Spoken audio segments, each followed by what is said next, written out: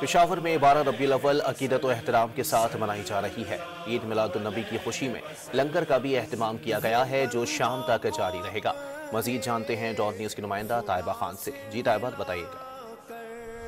जी, मुल्क भर की तरफ पेशावर में 12 रबीउल अव्वल निहायत अकीदत व एहतराम के साथ मनाया जा रहा है। जब 12 रबीउल अव्वल तो हर मुसलमान का जज्बा जो होता है दुगना होता है। इस वक्त पेशावर में यहाँ पे लंगर का एहतमाम किया गया है। यहाँ पे गर्मा गर्म पूड़ियाँ तैयार हो रही हैं, जैसे यहाँ पे पूड़ियाँ बन रही हैं, यहाँ पर उसको पकाया जा रहा है। बच्चे बड़े सब यहाँ पे आए हुए हैं और लंगर से आकर जो है हलवा पूड़ी खाकर जा रहे हैं। इस वक्त यहाँ पे जिन्होंने लंगर का एहतमाम किया हुआ है, इनसे बात करेंगे कि सर बताइए, आपने यहाँ पे लंगर का एहतमाम किया हुआ है, क्या नियत है?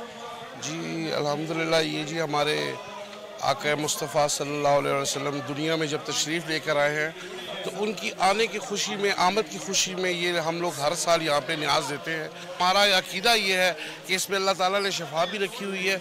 दूसरा ये कि सवाब की नीयत से करते हैं कि हमारा अगले जहान में जब जाए हम अपने आका की आने की खुशियाँ मनाएं। खाते भी हैं, घरों में भी ले जाते हैं, शफा के तौर पर भी खाते हैं और अपना रिज़्क़ बढ़ाते हैं। जी बिल्कुल, जैसे कि आप मुस्लिम का यही कहना है कि सवाब की नीयत से यहाँ पे लंगर का एहतमाम किया। जो लंगर है सुबह से लेकर शाम तक जारी रहेगा। जी